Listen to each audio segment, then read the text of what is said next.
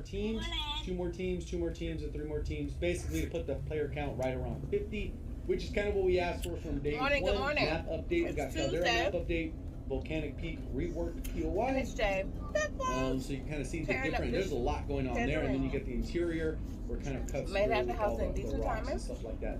Pretty cool. They got a little piano in here, and then the windows you could see out from the okay. They changed it a little bit. Task Force Tyrants equipment POI. No self-respecting villain would operate without a lair. So season 5 is finally here. We got Last Stand with the launch of season 5, and then here's obviously the playlist update. We won't go through all of that because obviously it updates and rotates throughout the week. So with the brand new season, we get a brand new battle pass, and then we have 2 free weapons. We got the EX1, which is an assault rifle at tier 15, and then we have the submachine gun at tier 31. Okay, so there's a brand new community event, whether you decide to be a hero or a villain. Obviously we won't get too much into that. And then we got Operator's Last Call. This is a limited time mode inspired by Search and Destroy. You can choose to defend Caldera by defusing the bombs around the island or sabotage it by detonating it. I think a lot of people aren't the biggest fans of Caldera, so I think there's going to be a lot of people trying to destroy it. Witness 2 different outcomes depending on your performance. Fortune's Keep mode update. They updated the player count. They added 4 more teams, 2 more teams, 2 more teams, and 3 more teams, basically to put the player count right around 50, which is kind of what we asked for from day one. Map update. We got Caldera map update, Volcanic Peak reworked POI. So you can kind of see the different. There's a lot going on there, and then you get the interior where it kind of cuts through with all the rocks and stuff like that. Pretty cool. They got a little piano in here, and then the windows you could see out from the okay. They changed it a little bit. Task Force Tyrants equipment POI. No self-respecting villain would operate without a lair. So they kind of copied a little bit of Fortnite on that one. Then we got the Boiler Room, which is a brand new gulag. It's kind of supposed to be like the gulag showers, where these are supposed to be those things that blocked it, and then you go clear. You got these little covers on each side, and then there's a thing in the middle. So it kind of goes there. Sunrays through, smoke, new weather, and lighting. Not sure if people are going to like it or not. And then we got Rebirth Island. We have a sunset, new weather, and lighting. Rebirth sees a new lighting change as well, featuring warm and lush sunset, casting a vibrant hue over the map. And then there's also going to be Rebirth After Dark. Rebirth Island will also receive a special limited time mode, Rebirth After Dark, on Friday, September 2nd through Sunday. So it's just something there, mix it up for a little bit of variety. Bug fixes, a few different bug fixes there that were causing some issues, some other known issues, gameplay. The Doomsday Stations are going to be in effect. And these are the things where you go land on them. They cost 10,000. Well, you guess you wouldn't land on them. You need to loot first. And then it causes AI to invade, the same way that we've seen in Fortune's Keep. With via the helicopter, reward a lootable by any player regardless of who activated the station. So if you see it, you can flood over there and maybe third party at the last second type of thing where they're dealing with the AI. One station will appear per match with multiple possible spawn locations and new cosmetic skin watch rewarded. Supply box UAV. This is kind of cool because it's a UAV that's going to tell you where loot is. And pretty much it's going to highlight the box. And then if you actually do 3 of these in the buy station in a short amount of time, it'll give you an advanced one, which will last a little bit longer. Just keep in mind that you want to go after the pink if you're basically looking for loadout. Red is those basic resurgence ones, and then orange would be the... Guys, stop getting ripped off by your car insurance company and check this out. Okay, are you ready? The legendary. So you can get that money back, and we'll have to figure out how effective they are. You use it, and then you can see how much loot you can get from it in terms of speed, because then you can be really efficient just getting orange boxes rather than red when you're randomly looting. We also got a personal supply box, new supply box, all maps and modes. It's this unique supply box will spawn players' favorite loadout, which is this pink one right here. We also got Rage Serum, which is kind of like a brawler from Black Ops 4 or Blackout, depending on how you played that game. It's a field upgrade, so it means it only lasts a short period of time, 40 seconds. Positive effects, movement speed boost by a lot. Damage with melee weapons or while unarmed increased by 50%. That means basically you're going to be one-hitting or two-hitting people with pretty much everything. A lunge distance increased to 3.2 meters, so it's over double, almost triple there, about 2.5 times more. And then melee stun power. So basically when you hit somebody, it has that stun effect. And then negative effects include players have a louder presence, so you should hear them right away. Visible rage effect on the operator, so there should be some kind of glow on them. Stun and flash vulnerability increased by 40%. So if you do have stuns, you hit them with it, it's going to be more effective. And the effect will be countered by battle hardened perk. Quality of life. Precision airstrikes have now been improved. The danger UI, obviously, we're late in the game's life cycle, but those are one of the most annoying things where you're like, I didn't get a notification, you get hit by it. So there's different fixes they did to that to make it a little bit more consistent. C4 now sits horizontally sideways so that you'll see it. It won't look like a perk. Gas mask auto manual equip setting has been added, so you'll be able to see that in the menu.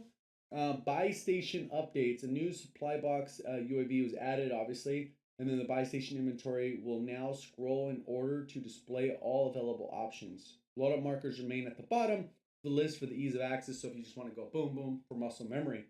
Loadout crate UI selection in season. Okay, so they made it back to what it was before. At least now you're going to have the option to be able to set whatever you do in the pregame lobby. That'll be the one you could just spam X on, or you click, obviously, in keyboard and mouse, they just hover over and click what they want, but you can set the setting, I believe. And then plane respawn functionality. They've planes no longer respawn once they have been destroyed in the battle royale modes that aren't respawn. This change does not apply to the respawn. So if you're in plunder, the planes will still come up. Perk update. Serpentine does get a little bit of a nerf.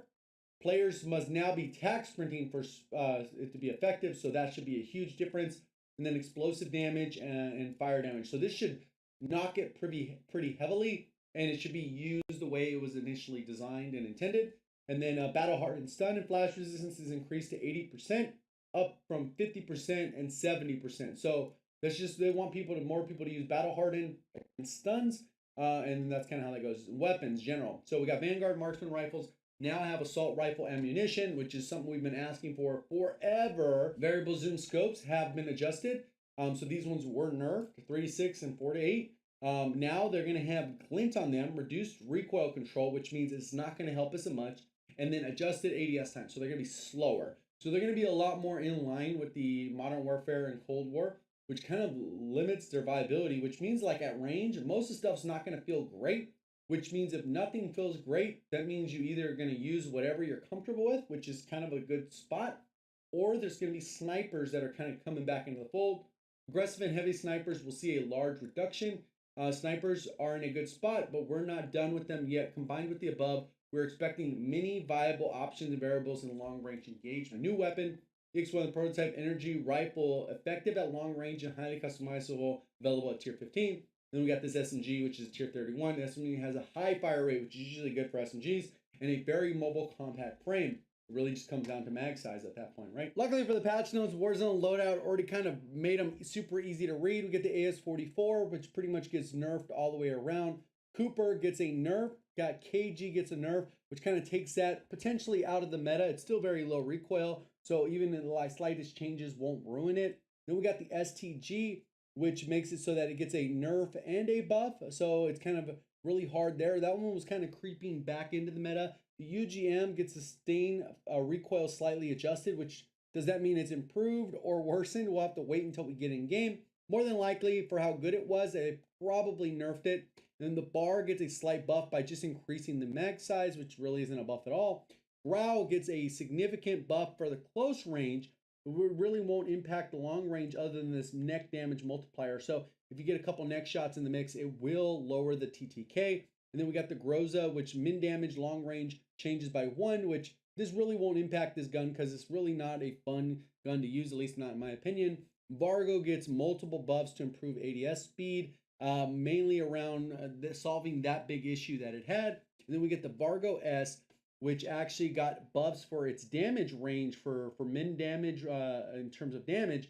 So now they've solved a lot of the issue. It kind of finds a spot where it's worth trying and worth using because its TTK wasn't great, but now it could potentially be there with this 22 damage over the 20. Type 11 also gets a buff on multiple different areas. So that could be one where people will want to experiment with and try. Armaguerra gets several nerfs to different attachments. So overall, it probably won't be worth using, at least in my opinion, or it could have kind of brought itself in line where it's going to be even with a lot of things. So it's really just use whatever you have fun with. Same thing with the Marco and the Blixen. They're kind of focusing damage shot multipliers, but overall, a lot of damage nerfs as well as recoil nerfs. Combat shotgun, they changed the shot placement because this thing was kind of gross.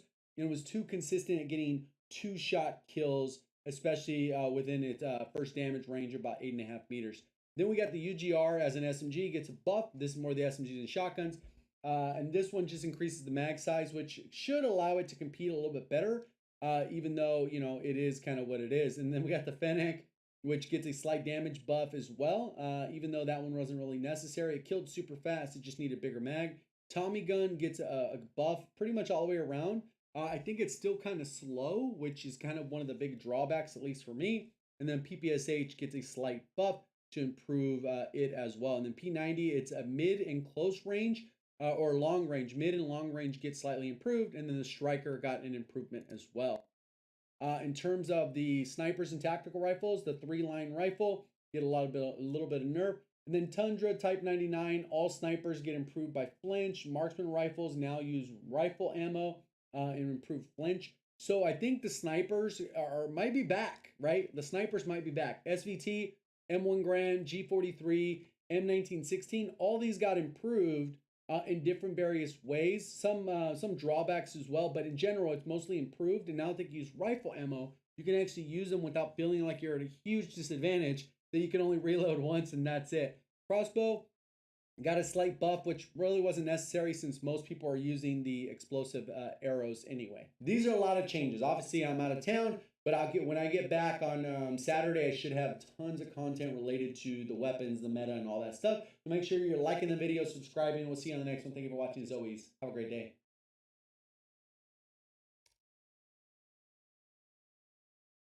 Inflation is literally making our lives impossible to afford. We've got 2 kids to put through college. Gas and groceries are through the roof. What are we gonna do? And while we're struggling to save $2, Senator Raphael Warnock votes with DC liberals to spend almost $2 trillion. I will fight for you. I will fight for your family. Fight for our family? Senator Warnock, the reckless spending isn't helping this Georgia family. Tell Senator Warnock to start voting against reckless spending to stop inflation.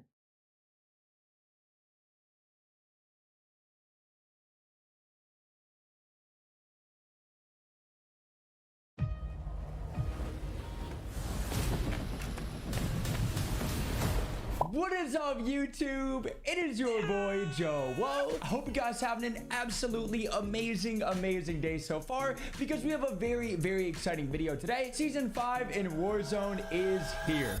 Alrighty, so here is the patch notes for Season 5, which I will link down below. And like I said, it is the last season we will have for Warzone, which is kind of cool, also kind of sad, because I feel like we've been through 5 seasons already. The time has flown by, but it's absolutely crazy. So let's get straight into it. In case you guys don't know, we will be having a ton of map changes. Obviously, guns are getting nerfed, are getting buffed as usual, and there's gonna be a ton of new characters, new SMG, new ARs, and a lot of changes that I'll be talking to you guys about now.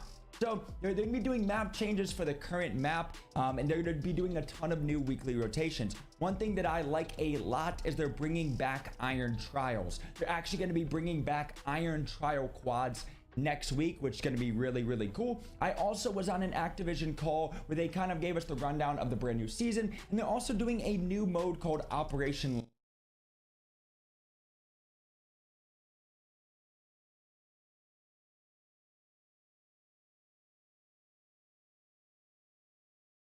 Hey, what's up guys, Benny here, and welcome to my top 10 best loadouts for Warzone Season 5, the final season of Warzone before Warzone 2, which is kind of crazy when you go back to the days of Verdansk. This is the final top 10 best loadouts for a new season, and there has been a ton of weapon changes, buffs, nerfs, new weapons being added, and I've gone through everything. I've already leveled up the brand new guns to see where they fit into the meta, to give you exactly what you should be using on Caldera, and a bit of rebirth as well, so you can come out on top. I'm gonna start off with a gun I'm quite happy to be kind of like back at the top out of the Vanguard guns, because it is my favorite. The STG, this alongside one other weapon, and I'm going to tell you this, there are a few secret gems hidden within this video that I think are going to start popping off in the meta over the next couple of weeks. But the STG, this is probably what I will end up using in the World Series of Warzone, because it is a great all-rounder.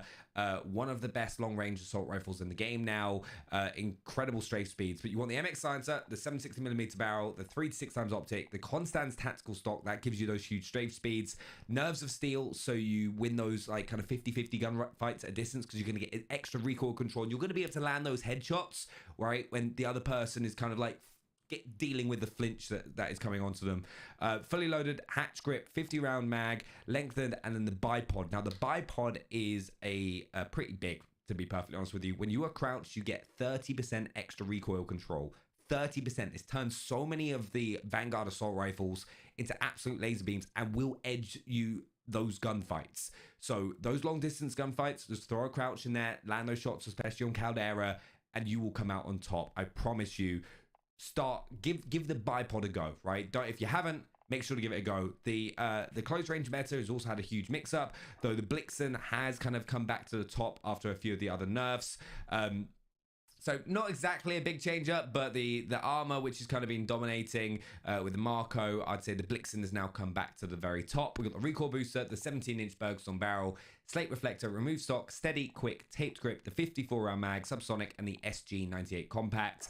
Absolutely love it. It's a great all-rounder, and also just a lot of fun to use, to be perfectly honest. And now my second loadout has the automaton. This is the second best. To be honest, it's between this and the STG for the best assault rifle in the game right now. You've got the MX Silencer, the 600mm BFA barrel, 3 to 6 times optic, and yes, for those wondering, I'm still using the 3 to 6 times optic because it did receive a nerf in the latest update where you now get a sniper glint with it. But really, when you're going ADS, you're shooting them anyway. They know where you are.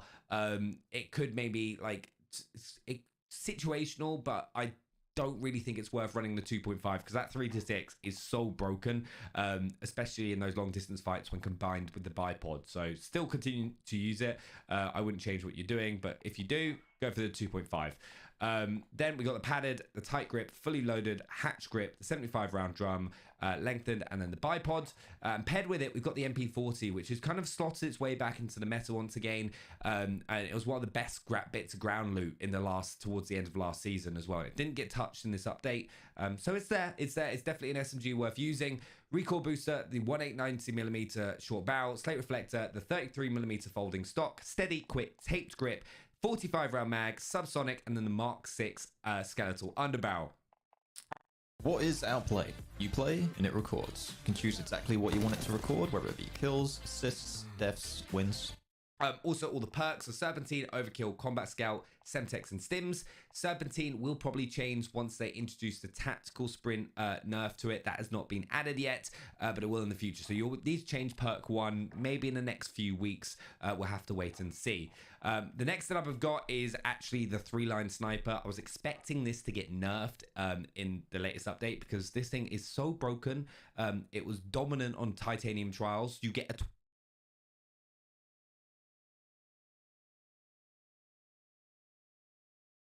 Season 5 has nerfed a lot of guns, and instead of reading the patch notes, I'll just tell you what's hot or not right now, the loadouts, buffs, nerfs, everything in one big package. Hi, my name is Pwnyoff, and welcome to the Gun Doctor.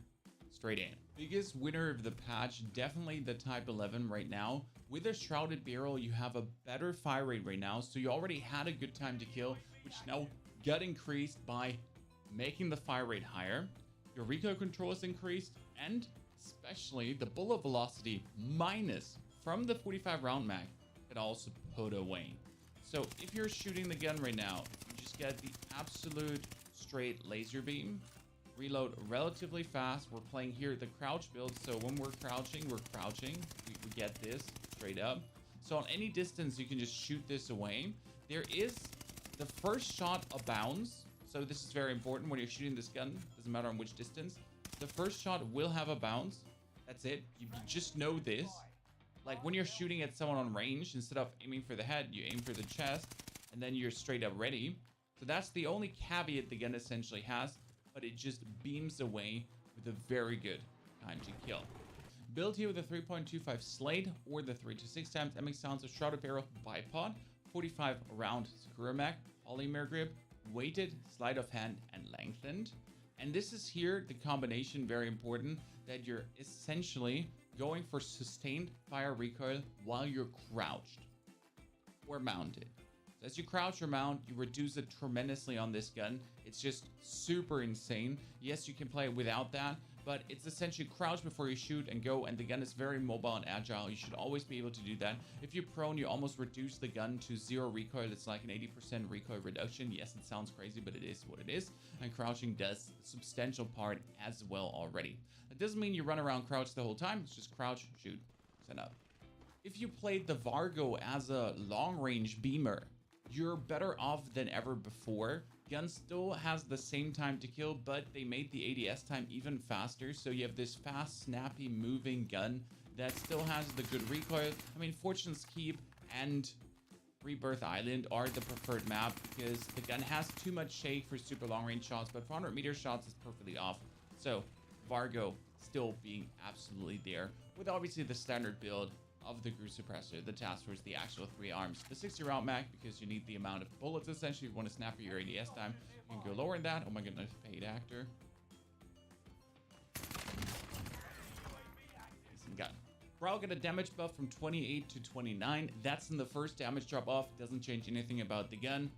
It's still as bad or as good as it is. Nothing changed here. Same goes for the Groza. We essentially went from a 23 arm and leg shot damage to 24 arm and leg shot damage, but that for the first damage drop off range doesn't really affect the TTK. Therefore, also same gun as always, not better, not worth. KGF 40 nerf was pretty substantial because you put down the arm damage from 25 to 23. And that's like definitely a downputting there because you used to have 12 shots to kill with 25 perfectly.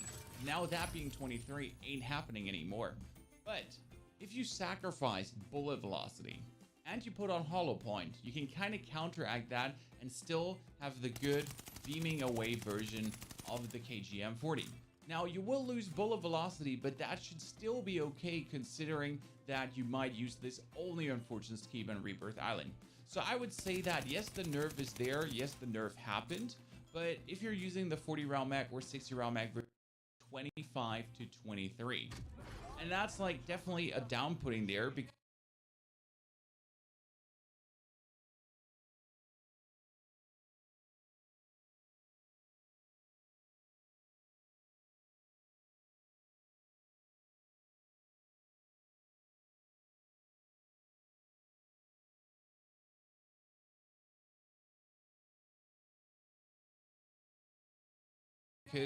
you used to have 12 shots to kill with 25 perfectly.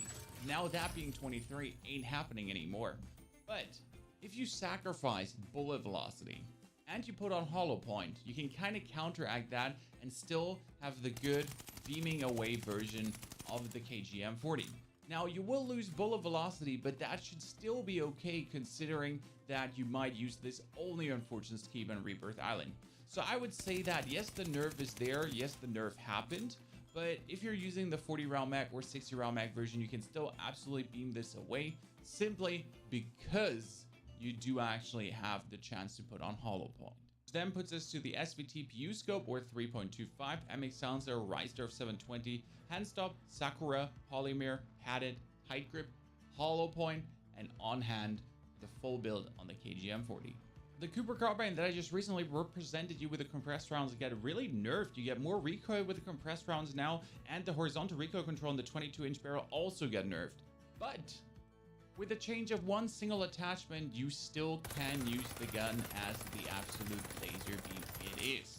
Might have to change another one if you feel like you can't control it. As you can see, it still goes away. Maybe on this surface a little bit better. So it's absolutely possible to still have this gun just going away. Time to kill is exactly the same. You have the Sight Reflector Recoil Booster Cooper Custom. Then the Mark Skeletal can be swapped for the Strive Angle, making ADS time and sprint to fire slightly worse, and that's the problem. You have the 90mm 60 round drum mag still, and then the rear grip is now the Groove grip instead of the tape, stealing some movement speed from you, but giving you ADS firing move speed, so when you're shooting, you're strafing more, and a good chunk of horizontal recoil control. Rectal Skeletal still tight grip, compressed rounds, and on hand. And again, if you feel like the recoil is a little bit too much, just go for the Groove grip instead of the Skeletal, and it's even more of a laser, and you can just literally go away and get it on and give it away. The Vargo S gets substantially buffed, but not really buffed, because it does do more damage to arms and legs on the long range, and they reduce the fire rate penalty on the 38 round mag, now giving you a headshot damage of 60 and 52 on range. And as you notice, the gun can kind of be more or less fully autoed away. I'm almost under the impression if I would swap this over to a single fire, if I would play this on full initial firing recoil and just single fire it away, that we could create something like a bar with just the insane headshot damage. But again, I don't think it's worth it at all in any way despite the buffs. If you really want to play it though, I'm currently running the SVT 326 PU scope, MX Silencer 414 Mirzoyan, Carver foregrip 38 round mag, Pine Tar, Mirzoyan custom as well, hard scope, lengthen, and on hand. And I have to say, it just ain't it in my eyes. I'm just not feeling it. But hey, for Fortune's Keep and Rebirth Island, I guess with a very high headshot multiplier, could be fun. But with any other, like, again, just despite the buff, does not have it. No change, not hot. Now starting with the SMGs, this one will be a bit more complicated because they caught like heavy long nerfs. The Amaguera, for example, they really want to get the movement speed down. They increase the recoil slightly, like everything, literally. But the time to kill is still the same, and as you can see, you're still good off with the movement, so you nerfed it a lot, but it's still worth. And the recoil, in my eyes, is absolutely handleable on this build. So you can absolutely laser beam it regardless of aim. But yes, slightly get nerfed, slightly feels autoed. Still would say the top tier choice. Coming in here, Slate Reflector, Recoil Booster, Immorito 550, Mark Skeletal, 60 round mag, Take Grip, Immorito as a folding, Hard Scope, Subsonic, and Quick, obviously. And if you want to change something, you could also go from the Immorito folding to the body DA for more recoil control, as always, making it an even better laser beam. Marco get hit with a substantial nerf, giving it more recoil and also lowering the damage. You can still move and zoom with it, and yes, when you're shooting it, as you can see, the recoil is good enough, but now it needs one shot more to kill because they lowered the max damage from 34 to 32.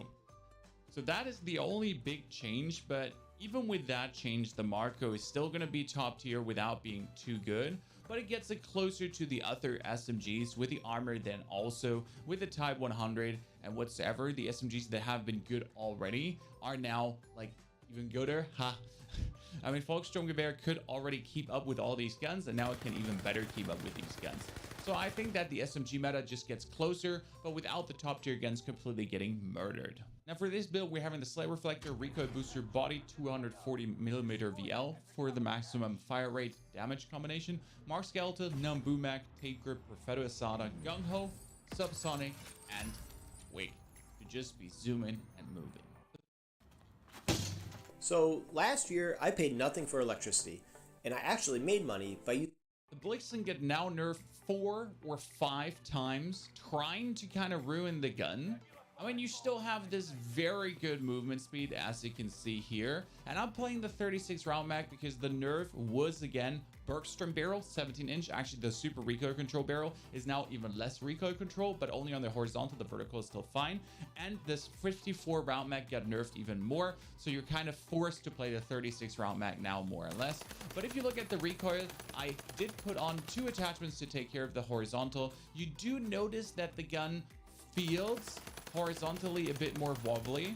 So in comparison to the Amaguera, the actual recoil is not more wobbly, but just straight from the feel, when you're just trying to beam it away, it doesn't feel as good anymore.